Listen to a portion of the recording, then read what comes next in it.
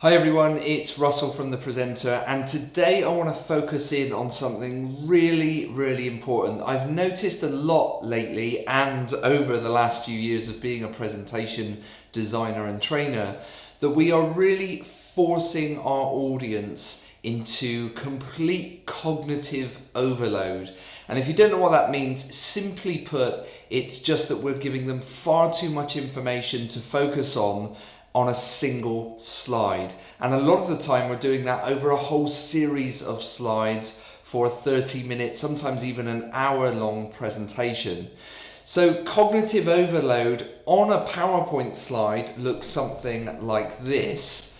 We have one chart that comes in with lots of data points, another one, and then several more. And of course, before you know it, the audience just doesn't know where to divert their eyes. They're also trying to listen to you, the presenter, as well, and there's far too much going on for them to really focus in on the specific points that you want them to remember by the end of the presentation. Now, if you're using the latest version of PowerPoint, there is an amazing new feature that is going to help you completely avoid cognitive overload for your audience members, and I'm going to show you how to put that into place if you do have lots of information you need to share. So let's take a look at my screen, and in just a minute or two I'm going to show you how you can make it much easier for your audience to digest the information that you have to share with them. Let's take a look. Okay, so what I'm going to create in just about a minute or so is a presentation slide deck that still gives me all of this information, but enables me to zoom into the information to remove the rest of the visual distraction from the screen. If we want to focus in on data set 3, we'll be able to do that without our audience also being distracted by these other data sets. So it's very easy to do in the latest version of PowerPoint, or if you have Office 365. What you can see I've done here on the left hand side is I've created 4 blank slides, and what I'm going to do very quickly is take all of the various data points from slide 2, where everything was very busy, and I'm going to paste them individually onto their own slide, and I'll make them nice and big and keep going with that. And you might be thinking, well, that's very obvious, we're just creating new slides. Why aren't you telling me anything new, Russell? We are going to get a little bit more advanced, don't worry about that. I'm not trying to insult your intelligence or anything like that at all. I know everyone here is perfectly capable of creating new slides and splitting data up like this. But what we're going to end up with is something that just enables us to present in a completely different way, and our audience is going to really love us for it. So I've now split my charts up into 4 different slides. I'm going to go back to slide 2, which used to be the really busy looking slide, and I'm going to go to the insert menu at the top, and this is the feature I want to focus on. Not many people know about it. So in here I'm going to use slide zoom, and what slide zoom does is it brings up a list of all of my slides, and I can grab each of these and place them onto my blank slide. Once I've done that, and when you're working with slide zoom, you will see a new option at the very top in your ribbon called Zoom Tools. Click on Zoom Tools, and I would probably recommend that you get rid of the border so there's no outline for your slide, because that can look a bit messy.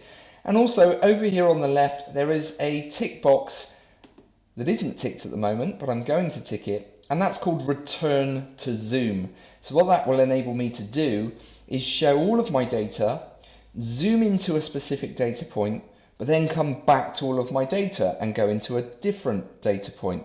So it's a really nice way of saying to your audience, here's everything we're going to discuss, but let's focus on this one thing first. Once you've done that, come back, zoom in on another data point. So hopefully you'll see in just a second how amazing this will look on the screen. And of course you can spend a lot more time if you want to fully customizing the look and feel of everything that you're creating. So I'm going to do this very quickly.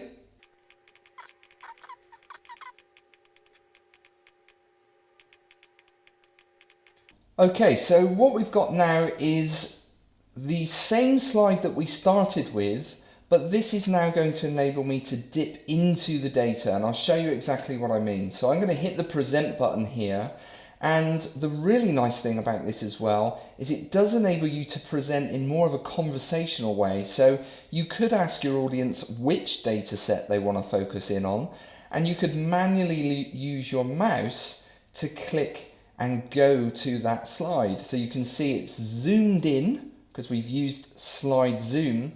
So it's zoomed in, it's taken me to that specific slide, but to our audience, it feels like we're just taking a closer look. We're not actually moving from one slide to another. So it's a really nice way of helping your audience stay connected to everything, but focusing their attention on one particular data set, and then coming back out and going to the next data set and coming back out. So that's how you use the slide zoom tool. So hopefully you found that useful, and you can see just how easy it is now in PowerPoint to take your complex data apart and not overload your audiences with too much all at once.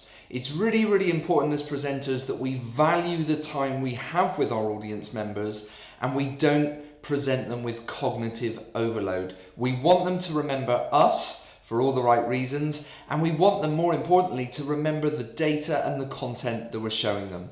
Please put some comments in the box below. Let me know how you found this video, and if there's anything else you could do with knowing more about in PowerPoint or any other presentation tool, I'll be happy to provide some content around that. Take care, have a good day.